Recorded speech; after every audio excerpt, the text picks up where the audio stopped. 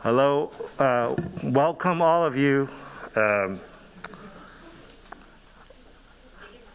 feeling weird with this mask. Feels like I'm wearing a bikini on my face, but it's the first time I wore a translucent, but I'm glad you can read my lips.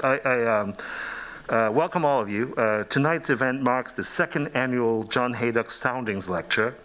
This lectureship honors the legacy of the architect John Q. Hejduk, distinguished alumnus MArch class of 1953, and intended to evoke and celebrate his spirit and ethos through an annual lecture that is interdisciplinary in nature, encompassing diverse fields of study.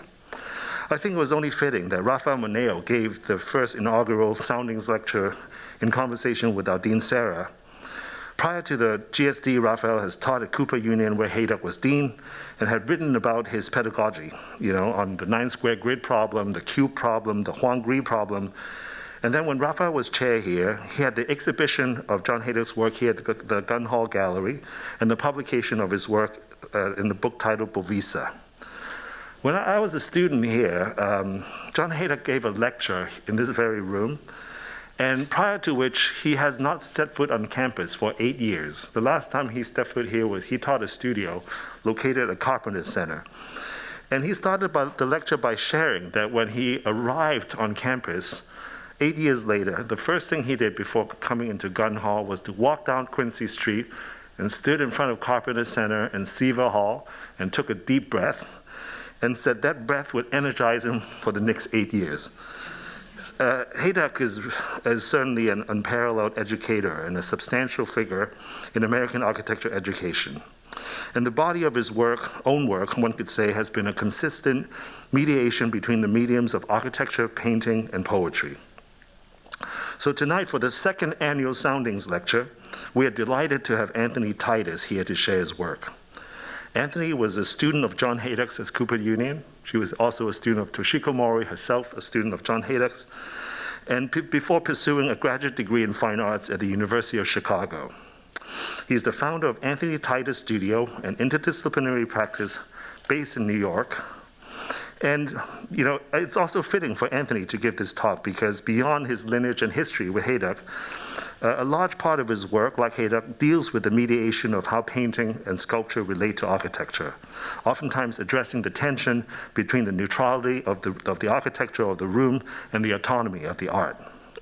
Since its inception in 2005, Anthony has produced numerous installations, objects, as well as solo and group exhibitions in the US and abroad, including an installation at the Bloomberg Financial Headquarters in New York, solo exhibitions titled Base Illusions and Base Subversions, installations titled And Another Thing that was in CUNY and Art Basel. He was the recipient of a Grand Foundation grant on a project titled Twisted Siblings, Relationships Between Contemporary Painting and Digital Architecture. And last year, he had another solo exhibition at T-Space, the Stephen Hall Foundation in Rhinebeck in New York. Parallel to his practice, Anthony has been teaching architecture and art for the last 20 years at places including the Cooper Union Pratt Institute, and he's a professor of architecture at Rensselaer Polytechnic. In addition, he has served as guest lecturer and critic at institutions including Cornell, Columbia, Yale, SciArc, and here at the GSD. In his introduction to Anthony's lecture at T-Space, Stephen Hall talked about the essence of sculpture being mass, the essence of painting being surface, and the essence of architecture being volume. And we try to relate Anthony's work with the history and the territory of the shaped canvas, evoking the work of Jasper John's flags, Lucio Fontana's cuts, or Ellsworth Kelly's shapes, to the work of Elizabeth Murray and Ron Gorchoff. So it made me think about many things. For first and foremost, Frank Steller's introduction of the so-called 2.7 dimension, the space between the painting and the sculpture, between the viewer and the object. It made me think about the pictorial space that Steller wrote about, that he was searching for when he gave his Charles Eliot Norton lecture here at Harvard in the 80s. It made me think about the pioneer American abstract painter John McLaughlin, who once said the only thing he asked for his canvases to do is to give back more space than they had taken from the wall. And lastly, it made me think about the painter Philip Guston, who once commented that when you begin working on a painting, there are a lot of people in the studio with you, in your mind, of course. Your teachers, your friends, your family, painters from history, your critics, and everyone else in that room with you. But once you start painting, one by one they would leave. And eventually, if you're lucky, you would leave too. I like to imagine Anthony's creative process not unlike the one described by Guston. When looking at the pieces he made, I think one could sense and deduce the historical lineage while remaining original. If one has to imagine the process of how their forms come into being in Anthony's studio, I think one could say that maybe El Lissitzky was there, maybe Sam Gilliam was there, maybe Bob Ross was there, Toshiko Mori was there, and John Hejduk was there. But then one by one, they all left the studio. And at the end, I believe Anthony left too. And all that is left are those beautiful pieces that oscillate between the realms of contemporary art and architecture. On that note, please join me to welcome Anthony Titus.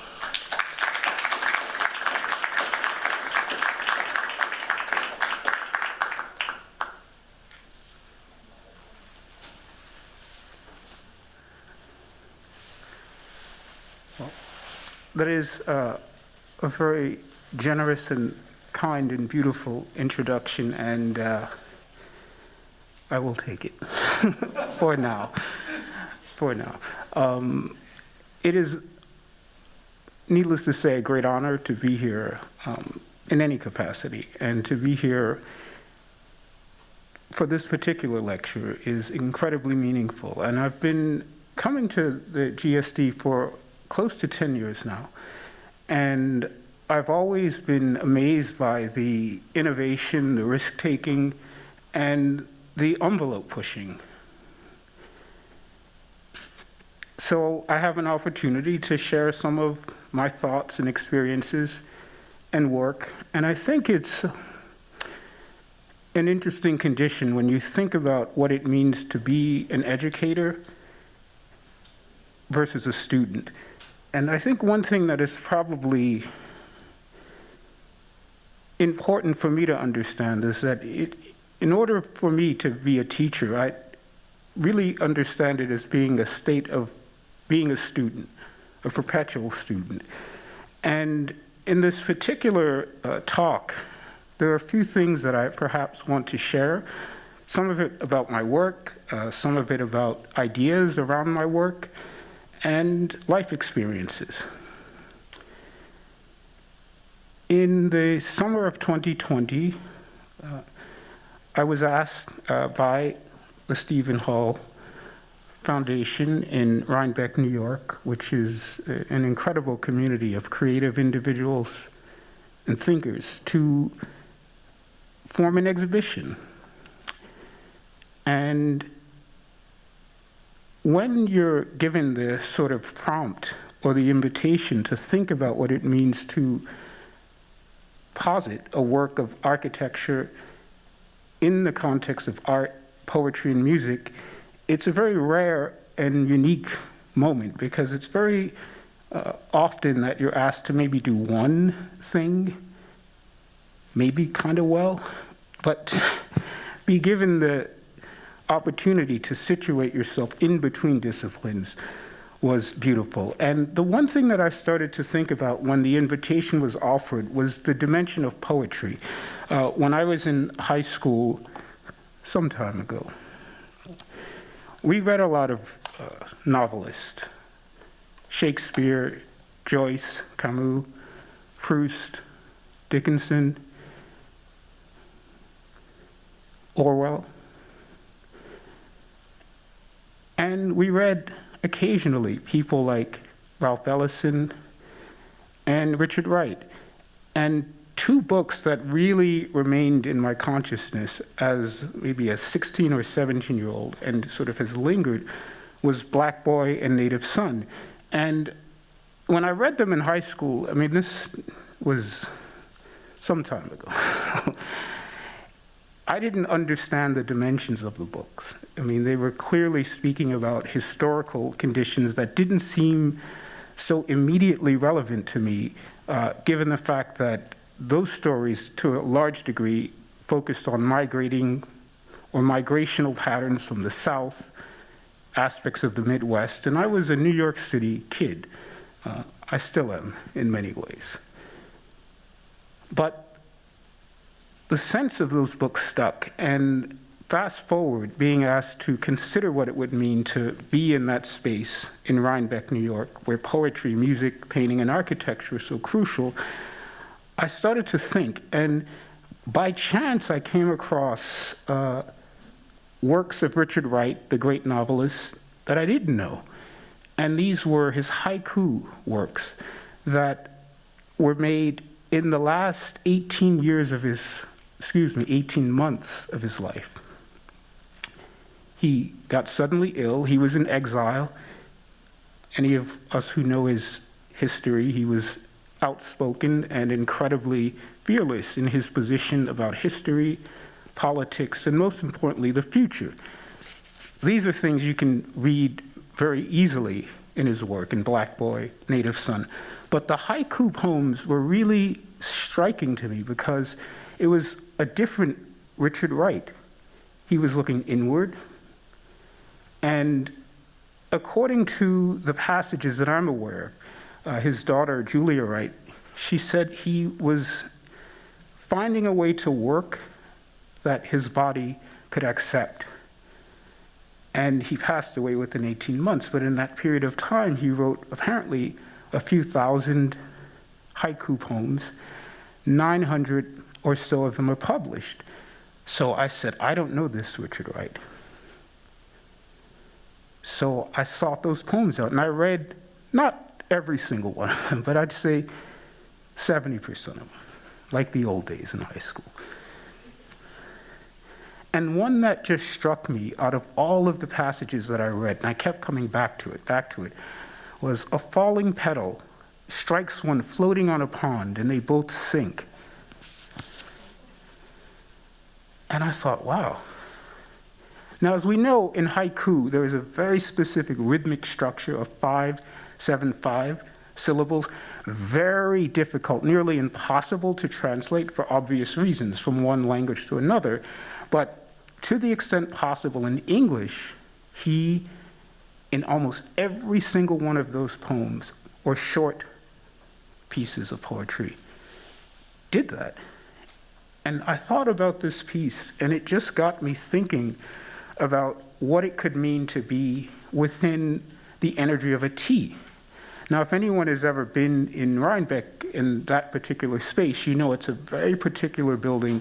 It's almost like a spatial instrument. It's incredibly fine-tuned, built upon the golden ratio, and the proportions and apertures for light, vision, and air are so finely tuned that I really began to think somewhere between the space of Richard Wright's poem, the qualities of the space, and perhaps the musical notations of Anthony Braxton.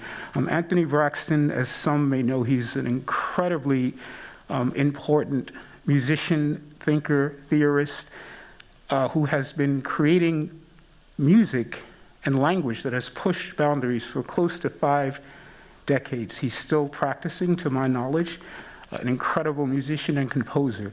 And when I discovered that he also was writing from many decades ago, I said, this is where I have to look, somewhere between the T of T space, the succinct nature of Wright, and this beautiful energy of Anthony Braxton. So in coming to the space, you really realize that you're coming to something that is really perfect unto itself.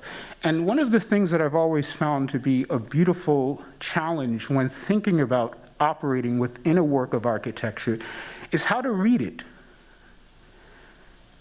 You know, it's a very strange thing. I always wonder, like, why do people make art to put it somewhere, especially in places where it probably doesn't necessarily need to be, but you're asked to do so. So there's an interesting dilemma.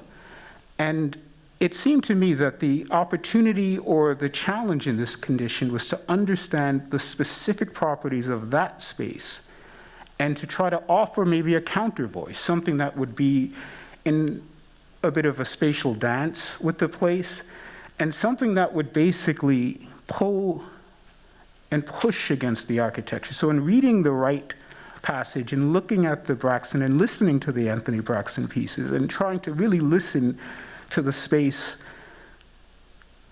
that the work would reside within, is very quickly and intuitively, I felt that a very direct method of making and forming. Now, again, mind you, I don't have to remind you, this was in 2020, so we were all really sequestered within, and the normal space that I would have to work was not available to me. So I was confined within a space probably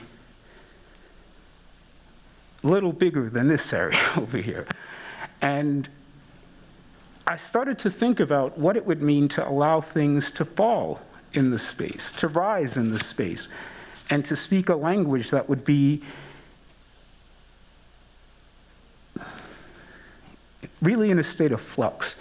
So in thinking about what it would mean to reduce, to come back to a set of basic principles about the relationship between a wall and a painting, in cross-section.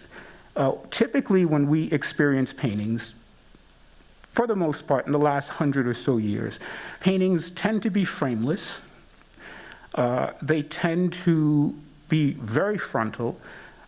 That is to say, you stand in front and there's an all-at-onceness, which is absolutely the beauty of painting, because it's one of the few creative disciplines where you actually see at once how something was conceived and made.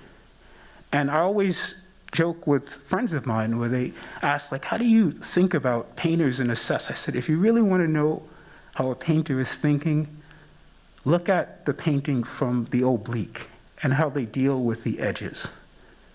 Not the edge of the front, but the edge of the edge.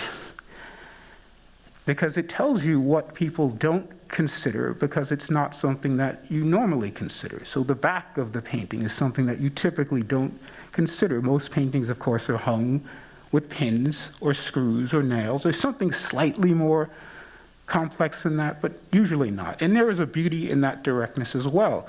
But it seems to me that there is always a possibility of looking for a space or a condition in places where we typically don't look. And it seemed to me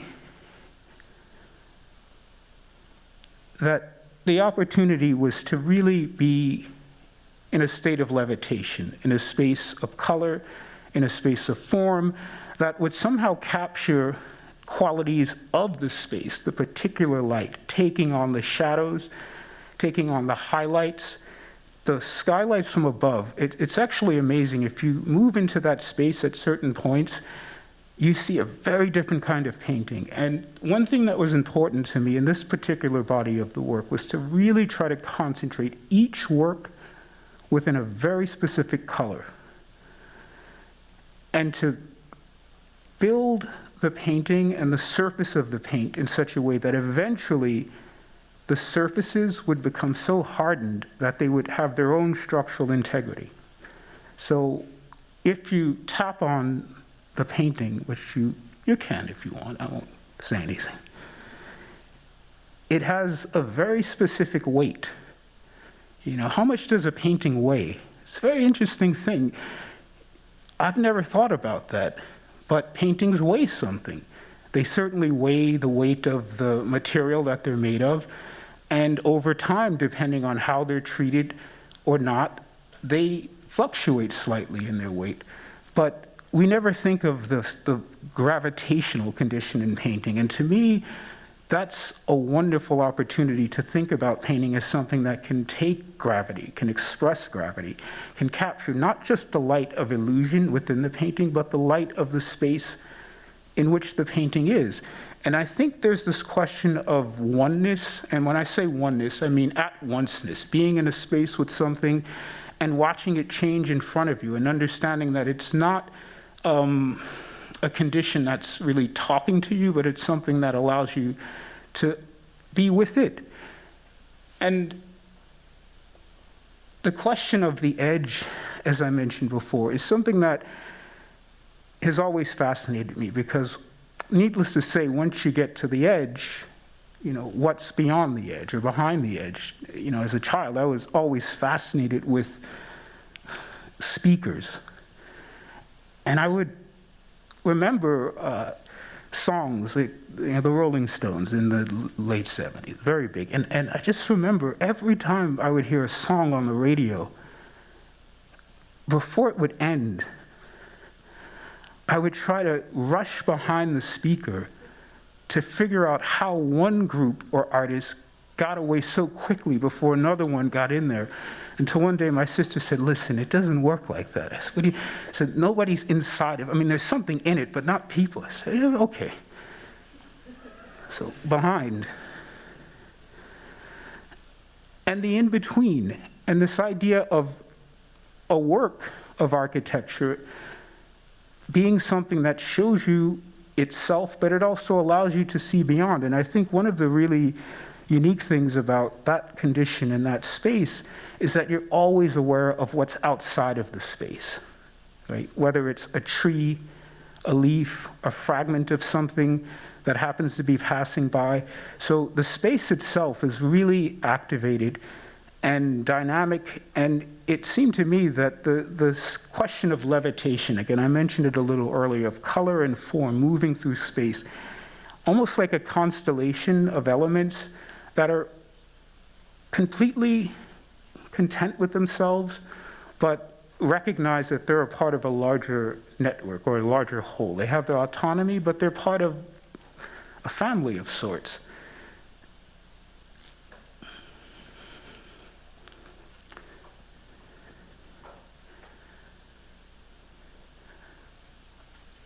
When we move through space and we begin to think about the edge,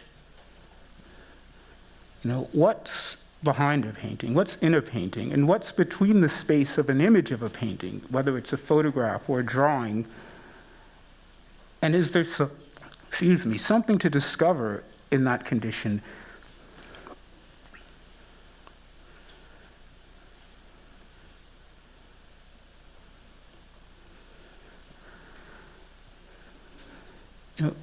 The question of cutting through a wall has always been fascinating to me because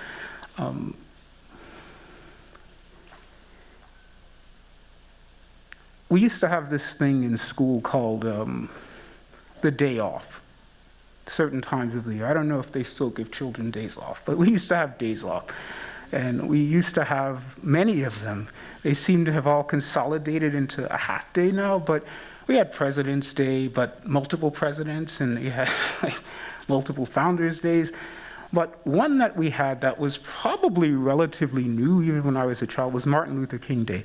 And that was a really joyous day for us as children because it typically took place, at least in the Northeast, in the winter. And we all knew that, when you got that day off, it meant you wake up and all day until G.I. Joe comes on, you eat Jolly Rancher candy. And you didn't have to do homework after either because they wouldn't ask you for any the next day. And that's how we spent most of our MLK days as a child. But one day in 1985, MLK Day, my father came into the room and woke us up as always around the time for school. And he says, it's time to get up. I said, well, it's actually off today. He says, yeah, no, but get up. I said, really? He said, and make sure you wear something that you'll never have to wear again. Okay.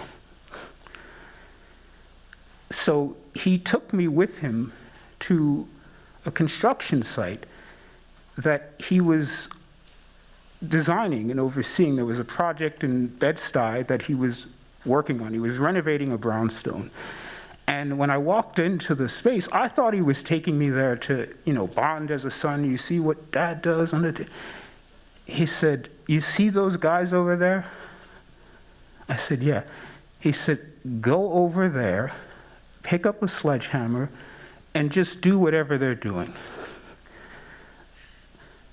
I think child labor laws were kind of suspended for a brief period of time in the 80s. So anyway, from 7:30 in the morning, waking me up, getting to the construction site, and hammering away through walls. Now, as you understand, here in Cambridge and in other cities in the Northeast, in particular in the Midwest, walls of buildings that were built, let's say, in the 19th century, don't use sheetrock. Okay, so when you go through a wall, you really have to go through a wall. And you go through one layer, and another, and another, and then there's wood, and then there's metal, and then there's all kinds of things that are living in there, and then more stuff.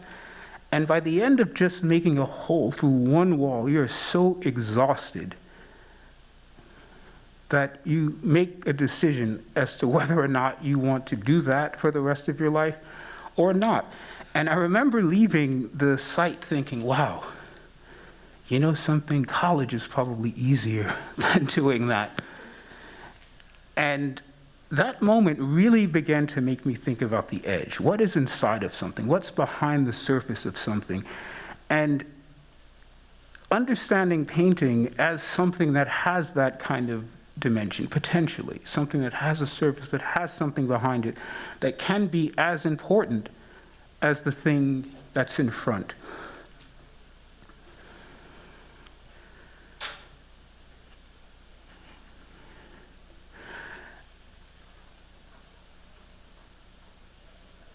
You know, when you work on something that has a kind of a history, whether it's a building, a work of art, a school, a pedagogy, it's something that really informs you in a way that is very touching and at times very daunting to deal with legacy, to deal with history. It's something that we, in particular, I would say, in many dimensions of contemporary society, are not so readily able to deal with and to look at.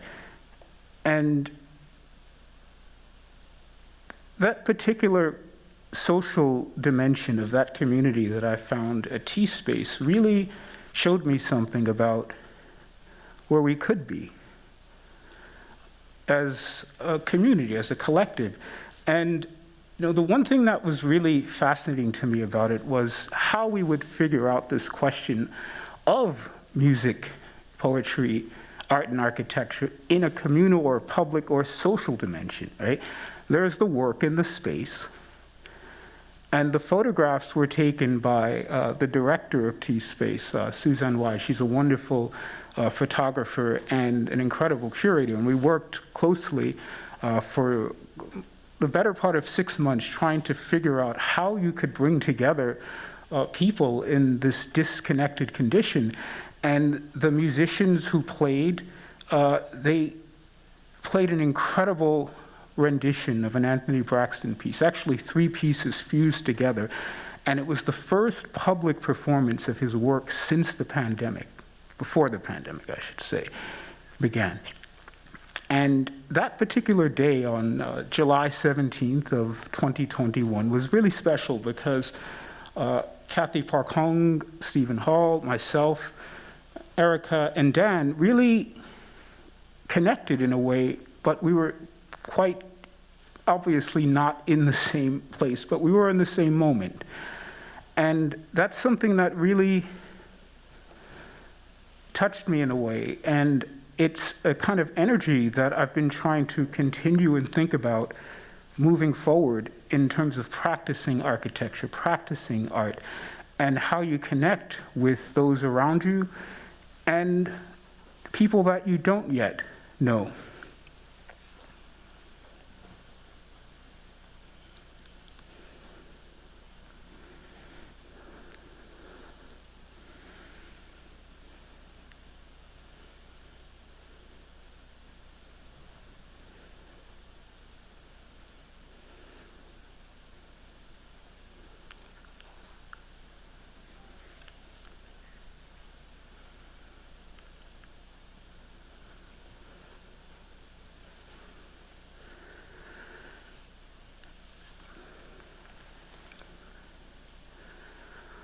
My great-grandparents on my father's side were Jamaican, and they were born in Jamaica, and they lived in Jamaica for the better part of their lives. my great-grandfather, Friedrich Titus, he lived to be 75 years old, and his wife, my great-grandmother, Matilda Titus, lived to be 101, and did incredible things with and beyond him. And the passage of time that they didn't live in Jamaica was for essentially 2 years. In around 1916, they migrated for a short period of time to Panama. Now, as some of you may know, there was a project in Panama called the Canal, right? And my great-grandfather worked on that project for 2 years, and over that 2-year span of time, saved enough money to go back to Jamaica and buy a farm. In between coming to Panama and leaving, they had one child in 1916, my grandfather. So when they went back to Panama, they left with more than just money. They had another person. And when they got their farm, eventually 8 other children lived on that farm. The children didn't come with the farm. These are other children that came after. So they had 9 children, and through stories that are probably specific to certain, but probably not in a larger sense, they migrated again. And my grandfather, Gustavus Titus, was one of the 9 children, and he came to the United States, and he lived to be 102. In 2019, he passed away 3 weeks shy of his 103rd birthday, and had all of his faculties. He took no medicine. I went to see him when he was 101, and he said, "You know, I just came from my doctor the other day." I said, "Really?" And he said to me, "What kind of medicine do you take?" And he said, "I don't take any." He said, "My doctor, you don't take, what? How is that possible?" He said, "I don't take medicine." He walked until the end. He had all of his memory, and when he was ready, he was ready. My grandmother, my father's mother, was also Jamaican. And her parents, for a time, migrated from Jamaica to Cuba. And she was born in Cuba. Similar story, working abroad, making enough money, saving, going back. And she, like my grandfather, had a whole story of siblings and family, and eventually migrated to the United States. And my father, Anthony Titus Sr., and my mother, Carol Titus, only, somehow eventually met. My father came to the United States from Jamaica in his teens. I think he may have been 16 or 17 years old, and lived the life of a young 16 or 17-year-old kid that comes from another country to here. And my mother was born in New York, and her family history is far more mysterious to me. I'm still trying to piece together where her family comes from. I know some of it. Some of them are from the South, some from the Midwest, but eventually they migrated to the Northeast, and many of them landed in New York City. My mother was essentially adopted and taken care of by her grandparents, with her one sister who was 11 months older. And they lived in Harlem, then they moved to Brooklyn, and they had a very happy life, by all accounts. And then her grandmother suddenly passed away when they were about 15.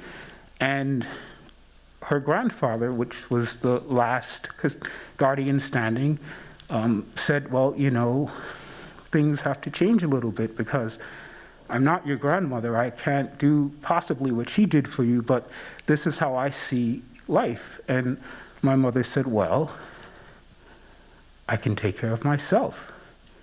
And he said, "Really?" She said, "Yeah." He said, "You're 15. He said, "I can take care of myself."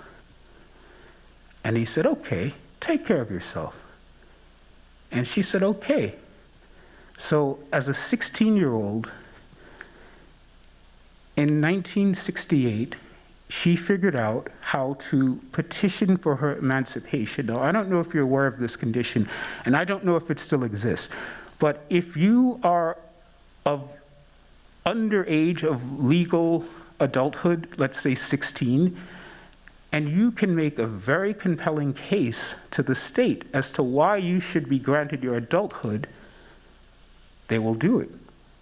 Apparently, they did it for my mother. So by the age of 16, she was legally recognized as an adult. And she figured out how to file the paperwork, put it in. So my parents somehow came together, and eventually they moved to a place called Coney Island in Brooklyn. Now, I know many people know Coney Island. It's kind of got cult lore. Clearly, it has a very specific history in our recent theory and criticism of the last 40 years in architecture, and we're all familiar with that. But there's another dimension to that place that was unknown to me, even as I lived there. It's not an island, number one. It is connected in one area, okay?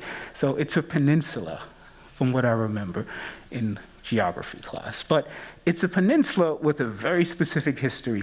And for the most part, we all know this story. It was essentially one of the first places where electricity, technology were brought together to really create a form of fantasy, right? In the late 19th, early 20th century, that's where you went if you were in the New York area and you wanted to have, let's say, a period of fun for a week. And you needed to have quite a lot of money to do that. Now, through a lot of different occurrences, mainly due to fires and floods, because as you see, it really is in a very vulnerable place. But it became a very different place. And when my parents moved there, they moved to a very specific building. Now, this is a building that I dream about ever so often. I've lived in about 14 different homes or apartments or buildings in my life thus far, and I've yet to have a dream where any of those other spaces have appeared in a dream. This is the only building that I dream of. And I thought about it for a lot of years, and I said, you know, there has to be something about this place. And over years, turned decades of looking, I came to discover that this building was designed by two architects, one named Norman Hoberman and another named Robert Wasserman. Now, my understanding is that Robert Wasserman was an alum of the GSD, I believe class of 57, and from what I understand, he was one of the first students of CERT. And Hoberman and Wasserman came together eventually, and they built a number of very beautiful, sensitive, thoughtful housing proposals in New York City and the surrounding areas. Some of them still exist. And this is the building that my parents moved into. And the thing about that particular place in Coney Island, being across from the Atlantic Ocean, is that there's a very specific thing about light and darkness. You really feel the void. I mean, you don't really think about it, but Coney Island, that's the Atlantic Ocean.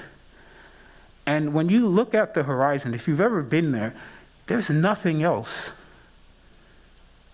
Maybe Staten Island, I think, if you kind of look to the right. But other than that, if you look that way, you just see the horizon. And that was the kind of experience that I had spatially growing up, sitting with my parents. And when my parents came to Coney Island, they did one thing. They enrolled in the CUNY system. Now, CUNY is the City College of New York, and they were already adults. My mother may have been 25, my dad may have been 29, and they enrolled as undergraduate freshmen. And my father enrolled in the School of Architecture, and my mother enrolled in the School of Sociology.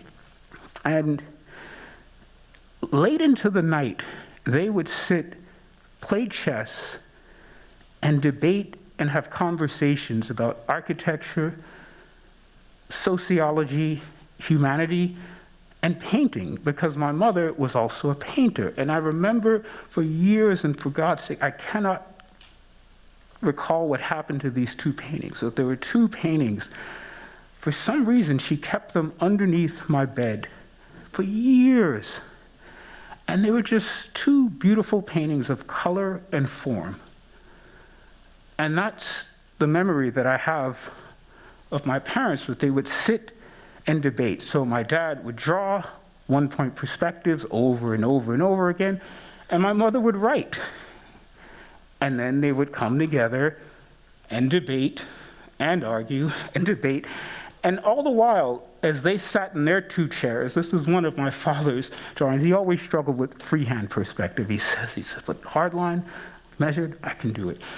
And that couch is where my sister, 6 years older than I, would often lay and sit. But I would sit in the small seat in between my parents.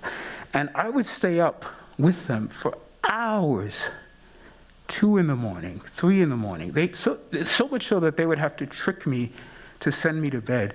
They'd have to go upstairs and pretend like they were going to sleep and turn off the lights. And then I would go to sleep, and then they'd go back downstairs, and I would get up and come back, but sit on the steps and watch them. And my sister and I, we really grew up in that kind of environment.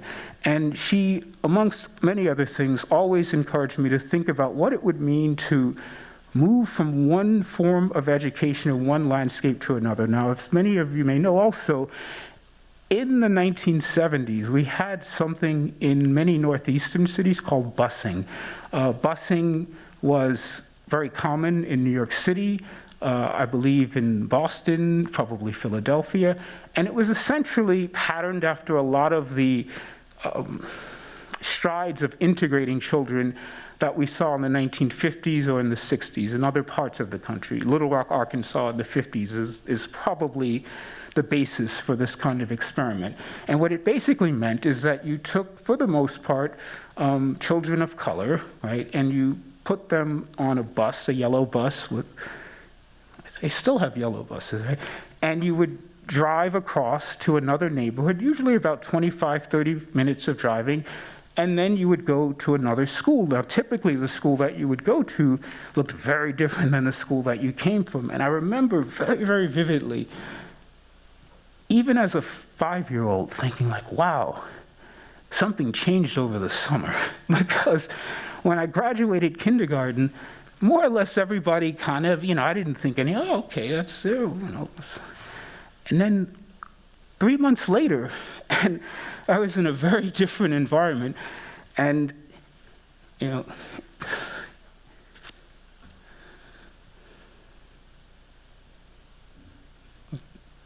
hard time finding myself in there somewhere, I think I am.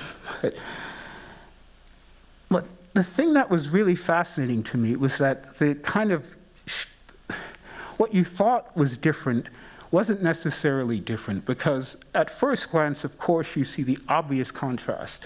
And needless to say, there are a lot of words that you learn in the first couple of weeks when you go to a very different place and you go home and you say, you know what I heard today? And your parents say, what? And you tell them, and they say, listen, don't ever say that word again in this house. And you go, yeah, okay, no problem. But after you get past that, and you spend, for the most part, 5 or 6 years in an environment that seems very different at first, you really discover something that may have been hiding right behind the surface. See, what I discovered about most of the children in the school that I went to below, which was in the 1st grade, was that all of those students also had a very specific story. A lot of it was centered around migration. This was the very early 1980s, maybe 1981. So anyone who's old enough to remember, that was sort of the last 10 years of the Cold War.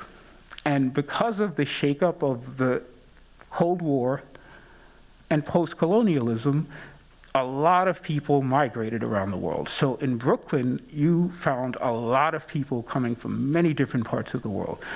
Asia, Africa, the Middle East, Latin America, I mean, it's endless. And Brooklyn was a place that, Queens is another, that really had that energy. So after the initial 1 or 2 weeks of confrontation or just trying to understand, slowly over time, even as children, you kind of intuitively understand that everybody's story is a little bit more complex than maybe they even understand, right? And I think that was a very, very important experience for me. So when I would go home and look at things like my father's Winsor Newton watercolor palette, which is the only object from childhood that I still have, it made me really think about something, which is that he really tried to understand something about my mother because she was a painter, and he never used this palette. But I somehow think it was a way of him saying to her, but I also understand something about you that I can't do, but it's okay. And that was the space we lived in. I mean, there was an upper level also, but he didn't draw that part, so this is what we have.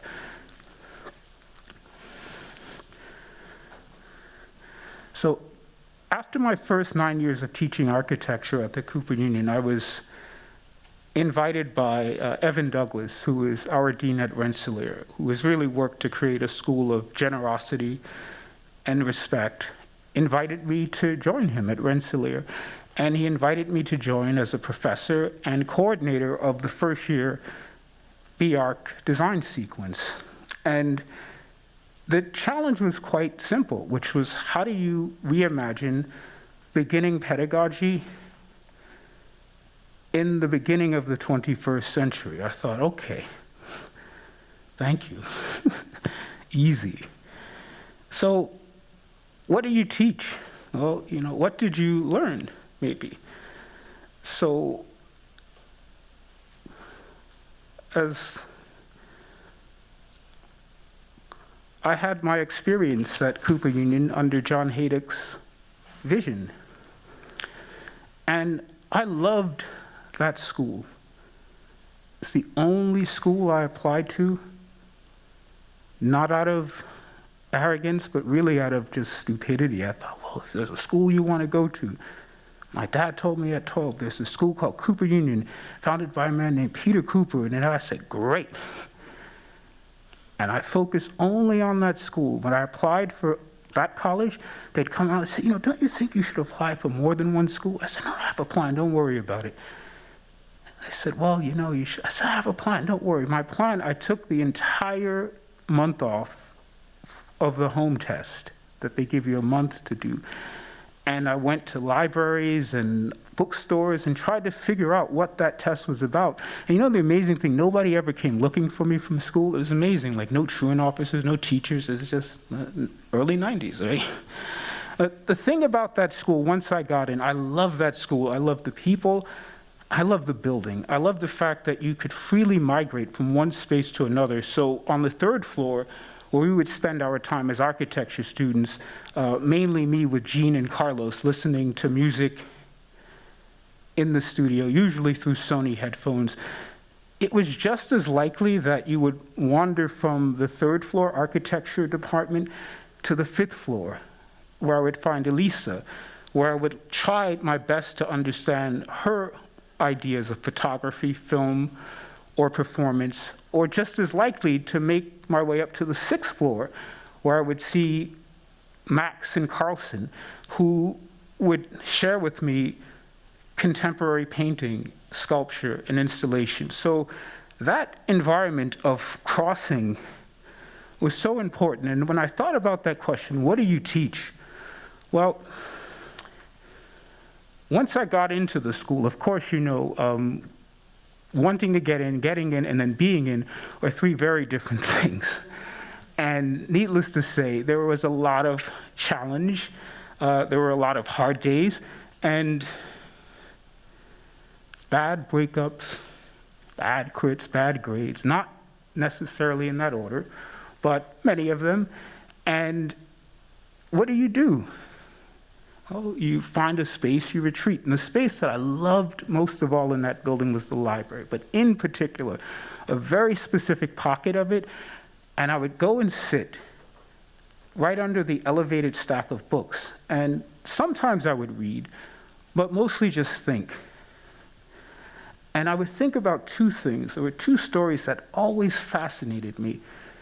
And I came across them on my first year in Cooper, hanging out down in the library over the summer. And I would continuously think about them. And the first story was about Le Corbusier. And I thought, okay, I would sit and think.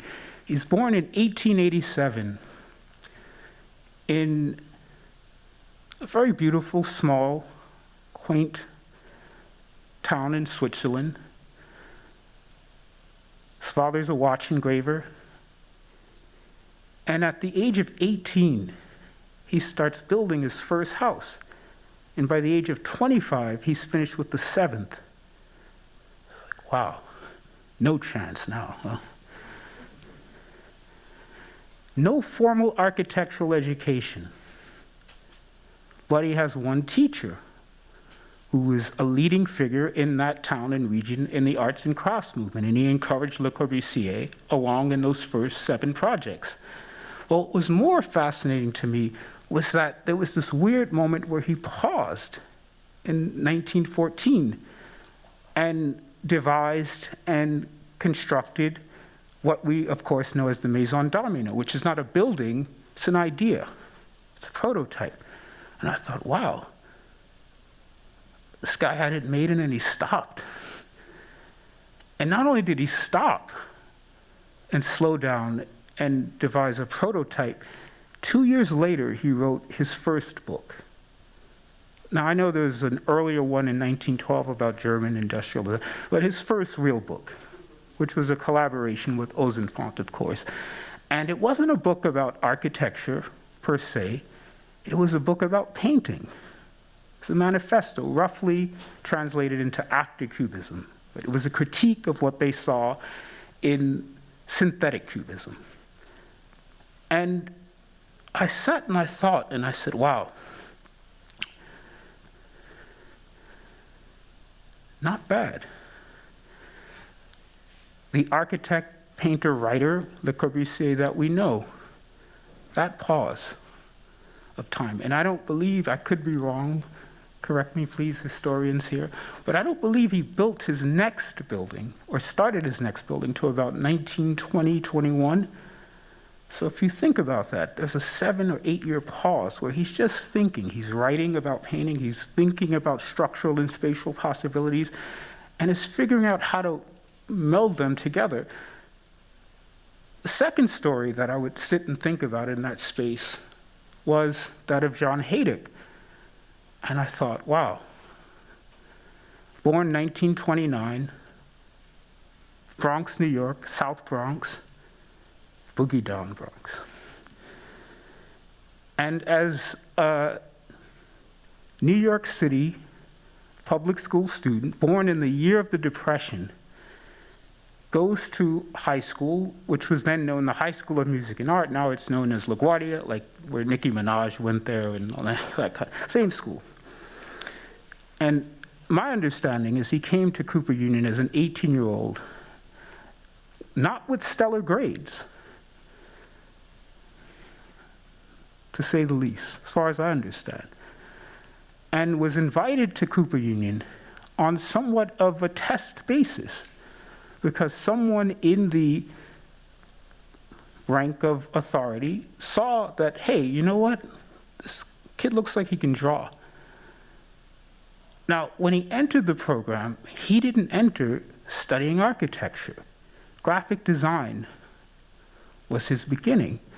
And in that first year of a foundation, he met one teacher, Henrietta Schutz, who gave the class the problem of illustrating Aesop's Fables. Now, we all know that book by John Hejduk.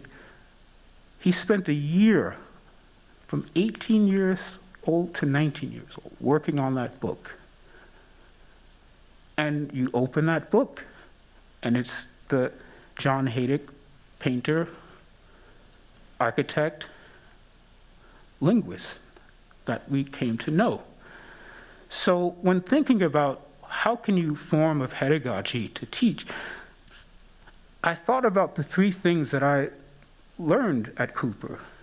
One maybe it's okay, sometimes necessary, even with success, to stop, slow down, reflect, and start anew.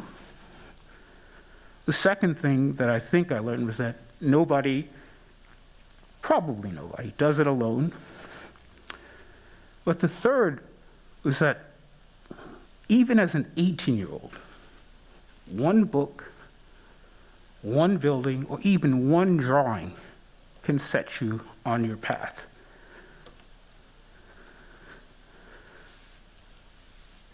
So when I thought about a beginning, I said, how much time do you have? I thought, of course, what do you teach? You know, you go through your library and you look at every pedagogical history, the Texas Rangers. Then one point, you slow down and you say time.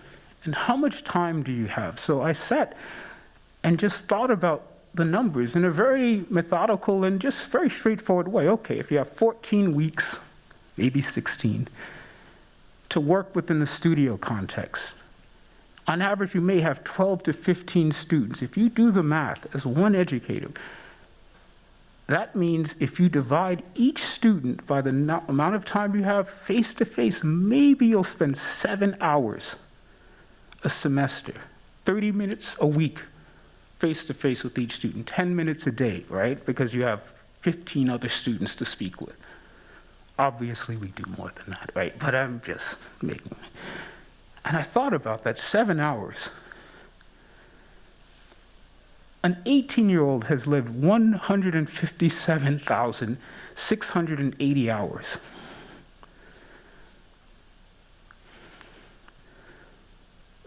Graduates, those of you who teach up here, I feel even sorrier for you because an average 27, 236,520 hours of life experience compared to the 7, give or take, that you have with them. So how do you begin to teach someone? Well, I think the method of beating something in or out of somebody is probably not the most effective pedagogical framework. So you have to, I believe, find another way to understand that each student has a very specific history, a possible future, and you're there for that very, very brief, delicate period of time to offer them whatever you believe you can offer them. And I have one rule of teaching. I think if you have a semester or a day, your job is to teach a person everything you think you know in that amount of time and allow them to do with it what they so choose to do with it. You know, in the fall of 2020, in the midst of things that I already described, in the midst of trying to conceive of this show for T-Space, of unifying poetry, architecture, music, art of our time, I got a call from Professor Toshiko Mori. Now, as Mark mentioned, she was indeed one of my first teachers at the Cooper Union. And the first creative practice that I ever set foot in was her office, which was in Soho at that time, on Crosby Street. And to this day, I still remember the kindness that she showed me. Then and up until this very point, but I knew nothing about, and I came into this world in Soho. That was, at that time, still the center of the contemporary art world in New York City. Richard Serra had a studio, from what I remember, in the lower part of the building. So just taking the elevator up to the top of her space was an education. So when she called me in 2020 and said, you know, Anthony, I'm thinking of a studio at the GSD, and it will focus on the African-American history and experience, and what are the possible architectural conditions that could come out of that. And I thought, for the first time, I didn't really have an answer for anyone. And that's, I think, for a teacher, the most frightening moment, that you don't have an answer for someone when they ask you a question. I'll get back to you on that. Let me think about it. It's not usually what I think most teachers do, younger teachers particularly. So I thought about that, and I was really fortunate to participate in that studio and to see 12 very specific people do 12 very different projects every week through Zoom. Perhaps some of you are here. If you are, please come and say hello. I only know you from right about here up. That's it. But that experience was altering for me. And parallel to that, of course, I was teaching my own studio, and I started to think, what are you going to do now? Okay, you know how much hours, the minutes, okay, but what are you going to offer? And I thought, well, maybe the next question, at least for me, is that of light and that of levitation. And we started to think in our studio at Rensselaer about bringing together multiple stories and histories into one project. Now, again, this is the first semester undergraduate BArch program. So it seemed to me that we could look at figures like Paul Klee and collectives like the G's Bend, this incredible collective of African-American women that go back in Alabama in this tiny hamlet. They've been there for about, nobody knows how many centuries, but they've been there and they're still there. And they have, thank God, have gotten their recognition in ways that I think are beginning to understand the stories and the contributions in the last maybe 20 years. But they really go into the very fabric of this particular society. So I thought, if we're thinking about histories and we're thinking about futures, is it possible to overlay, right, and interweave legacies and histories? I mean, Paul Klee, I don't need to share anything about his story. It's more than beyond anything I can say. It's out there. It has been for 100 years. But what does it mean if you bring that together? Do you get new forms of light, new forms of levitation? Can you draw new ideas of how you form a ground and lift from a ground? And how do you get within space? You know something? And in the midst of all of that in 2020, I found, and he is going to kill me for this, my best, oldest friend from first grade. After years, decades of looking, we found one another. From that little playground in Brooklyn, I found him. And I didn't know if he was going to reach out back. You know I'm not on Instagram. You've seen my number of followers, okay? But that convinced me, at least there's light, okay? And I just sent him a direct message. And I heard back like that. It's like, I was thinking about you. How are you? Where are you? It took a couple of months, but in 2021 in the summer, and that was the first time we saw one another.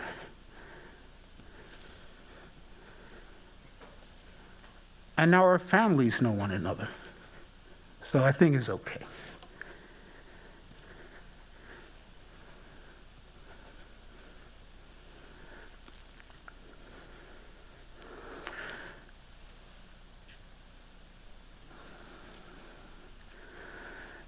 As I transitioned back into a state of being in the world again, and I was speaking to some of my friends earlier, family here. I haven't been in this building in almost 2.5 years, close to 3, for obvious reasons. And this is the first day, it's the first flight that I've been on since January 11th, 2020. I missed my plane this morning, but JetBlue, one right after, so we're here. I was speaking with my sister last week, and we were having a conversation about your childhood, right? What has happened, where you came from. And we were sitting and thinking how strange it was that we ended up studying the very two things that our parents studied, that they discussed with us endlessly. in that living room in Coney Island. We finished our first educations, her second, in the same year. In 1998, I finished my BArch at the Cooper Union, and Uptown, she finished her master's degree in social work at Columbia University. And the amazing thing is my parents, at that point, near 50, decided that they were going to reinstate their earliest dreams and desires that they had in that living room, and all of those nights with chess and arguing and debating.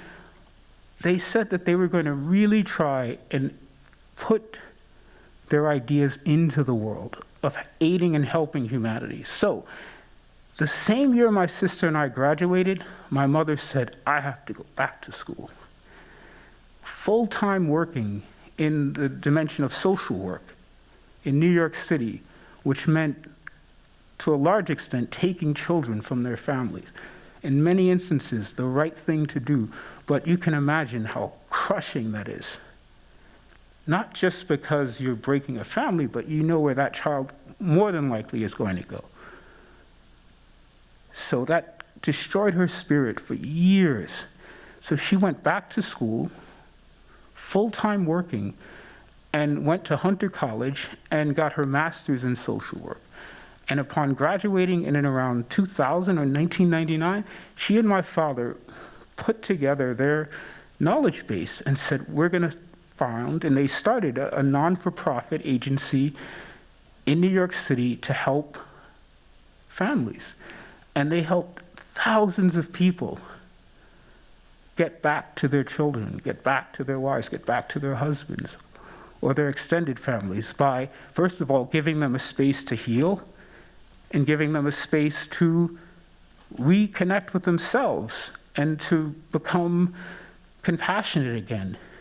And that's what they did. And upon retiring, my mother went back to get her PhD in her 60s. And she did that until she couldn't anymore. Felt work sometimes, but my parents, they're coming on their 49th anniversary later this year. And I just want to think about what I might do in the next phase of my life as an educator, as a painter, architect, and soon-to-be writer. And I thank you all for really allowing me the opportunity to share a little bit of my history, my thoughts, and a few aspirations. Thank you very much.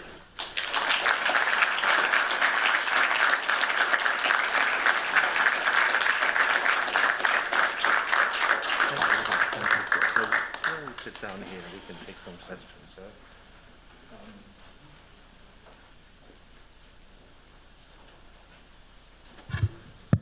So Anthony would take some questions from the audience. Our team can pass you a mic. There are also some questions because this event is being live streamed, and I will do the moderation. Do we turn up the lights? So yeah. Maybe easier to see.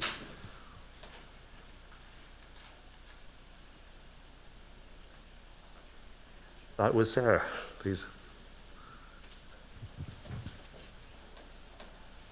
Thank you for that combination of general thoughts and very personal thoughts. That was really wonderful. I have a very simple question that goes to the installation in the T-space, and it's about sheen. So, because I was very taken by the haikus and I forget the musician, so the Richard Wright haikus and then the musician, and I understand the play of light and the forms, and I guess I am trying to figure out where the level of control from the Richard Wright haikus comes in, other than the wall section, and where sheen interferes with that control. Or whether the sheen is something that's part of your control. So a very specific question about the paint and the sheen. Wow. Well, thank you for your thoughts and the questions. It's a really interesting one because, maybe the answer is very simple as well. The constraint or the rule, let's say, that I allowed myself, maybe in the spirit of haiku, where there is a very particular, again, 5, 7, 5, there are variations on that, but that's essentially it. Impossible to translate from one language to another, so nearly impossible to translate from one medium to another, right? So the spirit of limit. Very simply, in applying the paint, the rule that I gave myself, if that makes any sense, is to apply enough to the point where all of the surfaces become self-sustained, hardened conditions. So in certain instances, there are as many as 100 layers of paint that have accumulated over a number of days or months or years in certain cases. And the sheen is really a very simple, I think, way of allowing the light of the space to be seen as palpably as possible, if that makes any sense. So that's really the kind of motivation behind it, and they pretty much all have the same sheen for the most part, although different colors. Thank you.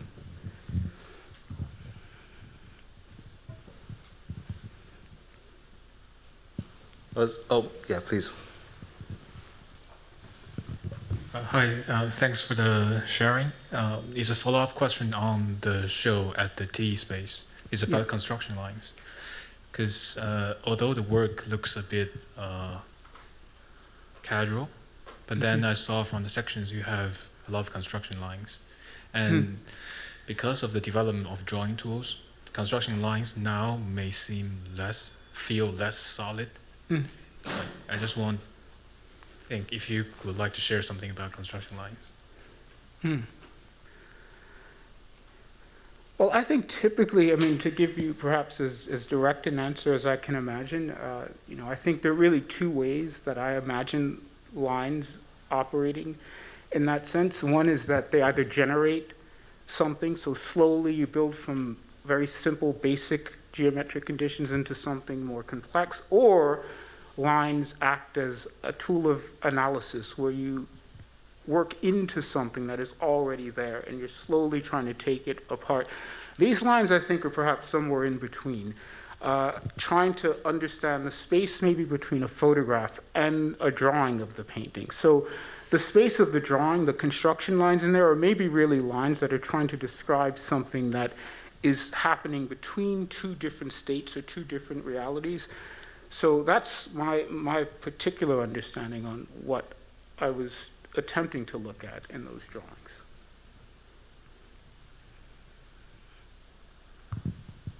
Well, Anthony, I think, first of all, I'm very jealous of your genes. I think if I know that I would live to 101 years, I will also petition for emancipation from responsibility of all kinds. It's like, I'm just hitting my adolescent stage. What would I do? But I think you mentioned this issue of time. Yes.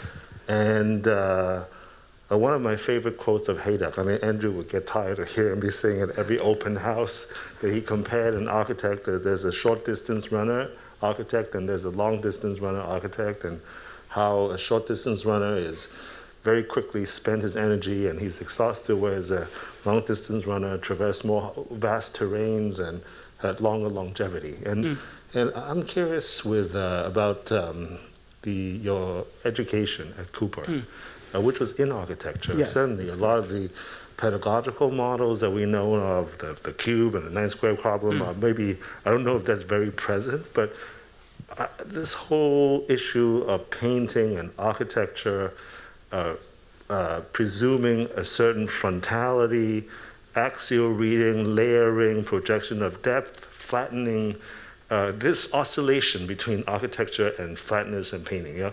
Is this something I assume that were still very present when you were there? And I'm curious, is that something that actually propelled you towards this direction, at least the first body of work? I was actually pleasantly surprised by the second and third part of your presentation in terms of how important this autobiographical aspect. And I see glimpses of it again. I thought it was a completely different project, but even when you show your father's one-point perspective drawings. That somehow there was kind of already ingrained in you even before perhaps your architectural education.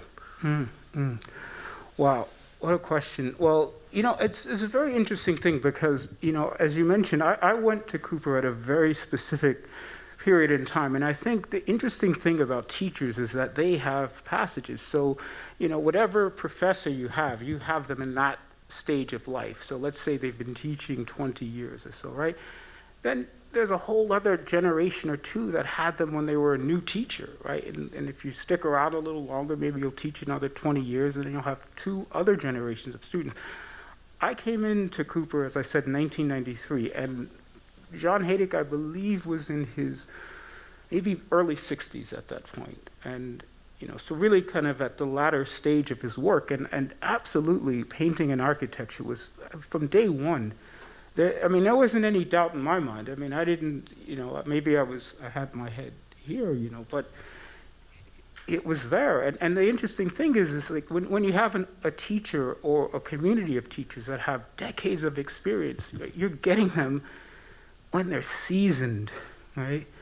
Maybe they don't have the same energy to, let's say, be with you at your desk for 6 hours after studio, but that energy is in the words that they have. John Hejduk, I think he used to say you get smarter by breathing the same air as people. So it was an incredible time because, in this, I always think it's always an incredible time. I always believe that the John Hejduk that people may have had in the 80s or the 70s or the 60s, I believe they absolutely had the best John Hejduk of that time. And I think that's true of any teacher and student relationship. I just, by reasons beyond me, not my control, came there at that period of time. And from the very beginning, after Cooper, I went on to Chicago, the University of Chicago, which is where I completed my master's in fine arts. Studied in painting at the University of Chicago, which is interesting because it's not the school that you go to for art. Nobody even knew they had an. I would tell people, I'm going to Chicago. Why are you going to Chicago? Going to study art. Where? The University of Chicago. The Art Institute. No, they have an art program. But in the division of the humanities.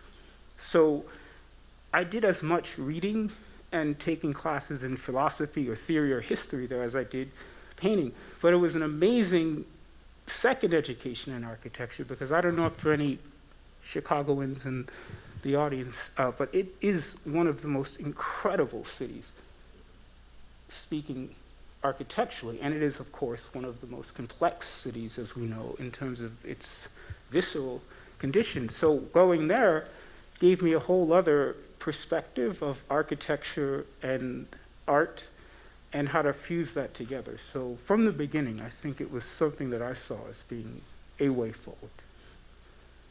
I'd just like to follow up with another question in terms of this relationship between architecture and art, less from a discipline standpoint, but more from a reception standpoint. Do you see yourself as an artist residing in an architectural world or in an art world? Because there's architectural world, there's the sociology world, there are different worlds, and then historically there are moments where architects perhaps come close to bridging it, but not quite. Corbusier is one, Aldo Rossi perhaps another, but they're different worlds in a way. And I'm curious, where do you situate yourself, especially when you do art projects? I think through architecture, primarily. I think, first of all, just the nature of education. My graduate education was 2 years. My undergrad was 5 years. So when I went to study art proper, I did it because I wanted to be in a space with people who only thought about art, in the same way that people only thought about architecture in my previous education, because I really wanted to see how people live and breathe something almost with blinders, and then to bring that energy or that knowledge back to the place of architecture. So I certainly see architecture as the foundation from which I try to move my work. I've heard you in other lectures where you mentioned that you have no hobby, you only think about architecture and art, and you only sleep 2 hours a night. So I thought I don't know how many hours you have lived up to now, but Yeah. I think you can multiply by 2, or the ones that you're awake. Yes. So any other thoughts or questions? Actually, Sarah's question almost repeated the one I got online. So Iman, please.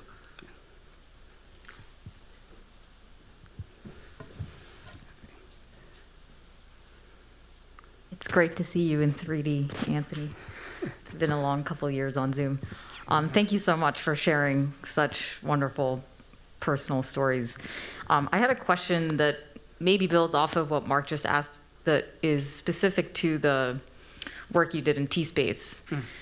You very distinctly refer to your work as painting and not sculpture, but it lies somewhere in the periphery of being sculptural, painting, and architectural in the sense that it's operating three-dimensionally.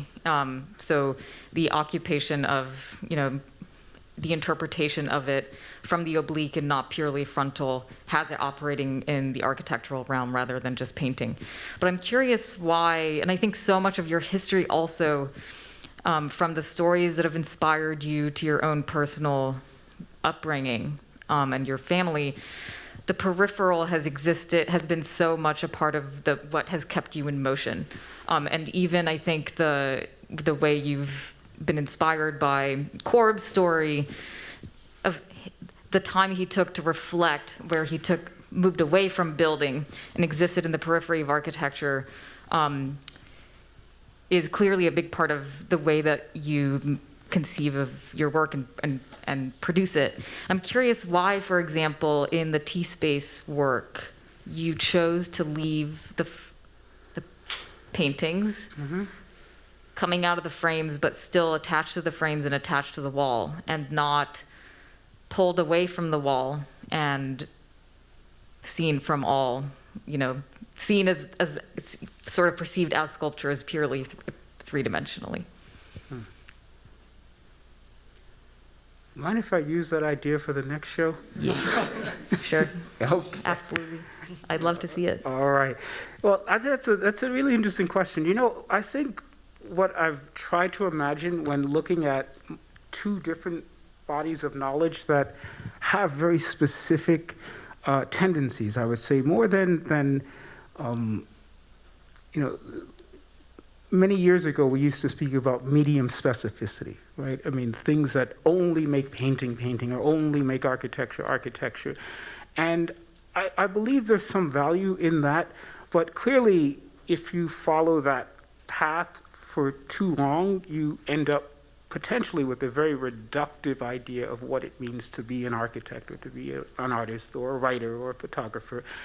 And I know there's merit in that, but I've never really found that to be the space for me. And I think, for instance, the moments where I've tried to, quote unquote, approach sculpture, I noticed that it's all flat. It's planar.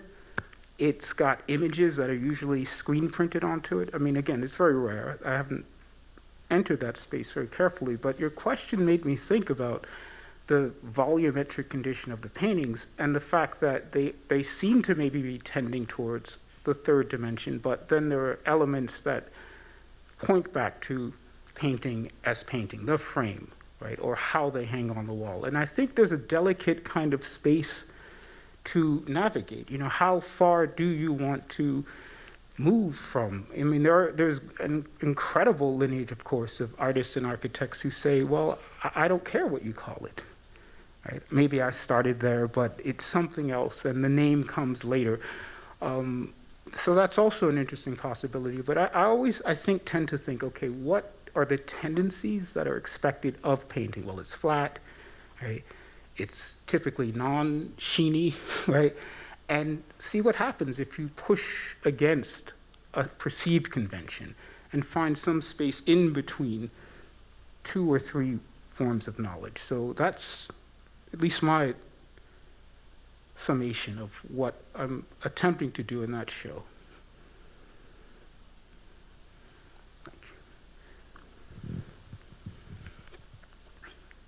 Thank you. I think some of the comments made online just I think was really expressing the appreciation, the way that you combine architecture, art, and drawing, and also how moved people were by the story of your family story, and it made me think about things. I mean, I think this whole notion of thinking about life now. I think when I quoted the Augustine quote, I always think about the process of creation in your work.